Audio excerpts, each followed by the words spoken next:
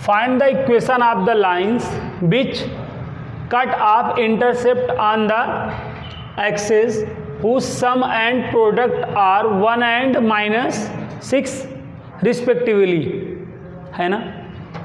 उन रेखाओं के समीकरण ज्ञात करो, उन रेखाओं के समीकरण ज्ञात करो जिनके अक्षों से कटे अंतःखंडों का योग एवं गुणनफल क्रमशः 1 और -6 है।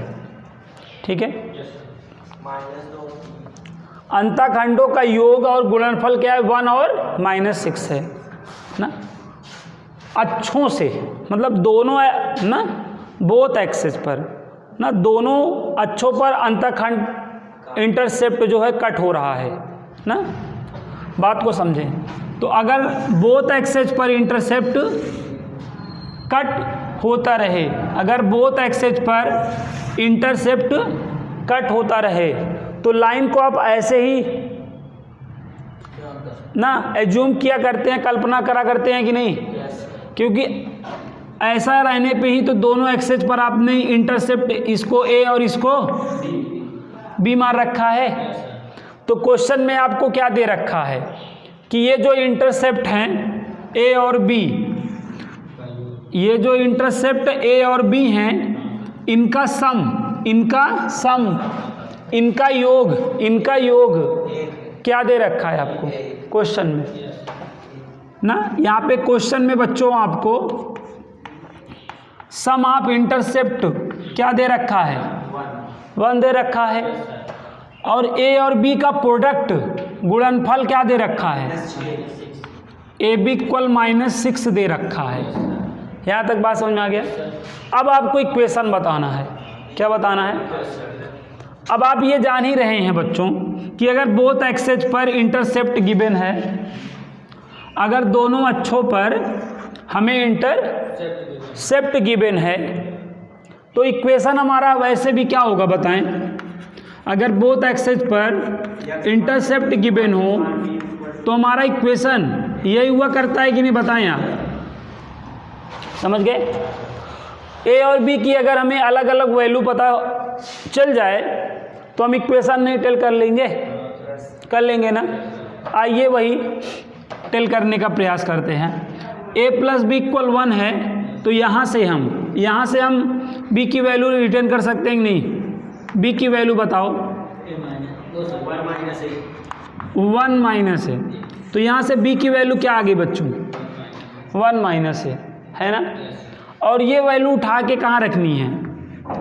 ए बी = -6 में रख देनी है ना। जहाँ पर b है बच्चों वहाँ पे हम क्या रिटर्न कर सकते हैं? 1 - a इक्वल टू -6 आया।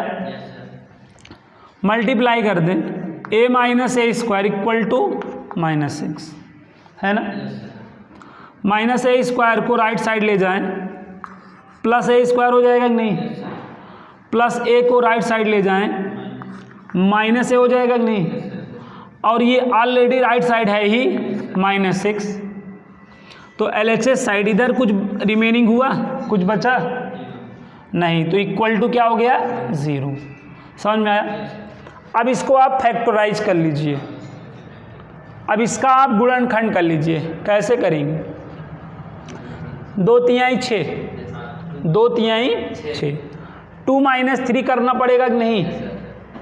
तो जब आप इसको यहाँ पे क्या करेंगे? a² ना यहाँ पे क्या है? -3a + 2a - 6 = 0। ऐसा करके फैक्टराइज करेंगे कि नहीं? तो फर्स्ट 2 में क्या कॉमन बनेगा? a, तो a - 3 रिमेनिंग होगा। लास्ट 2 में क्या कॉमन बनेगा? आ रहा है समझ में? अब बोथ में क्या कॉमन है? a - 3। अब क्या रिमेनिंग होगा? सभी बच्चों को आ गया यहाँ तक? एक बार हम फर्स्ट वाले को 0 से इवैल्यूएट करेंगे और एक बार सेकेंड वाले को। तो इसको इवैल्यूएट करेंगे तो क्या आएगा? और इसको इवैल्यूएट करेंगे तो -2। तो अगर हमें a की 2 वैल्यू मिली है तो b की भी वैल्यू 2 मिलेगी कि नहीं? क्योंकि जब ये रखेंगे भाई a की वैल्यू यहाँ रखोगे 3 तो 3 × 2 क्या हो जाएगा? 6। तो बी की वैल्यू -2 नहीं आ जाएगी ना। तो यहाँ पे क्या लिखेंगे, व्हेन a = 3 ना, देन अब आप चाहे यहाँ रख लीजिए, चाहे इस रिलेशन में रख लीजिए, चाहे इस रिलेशन में रख लीजिए, यहीं रख लीजिए।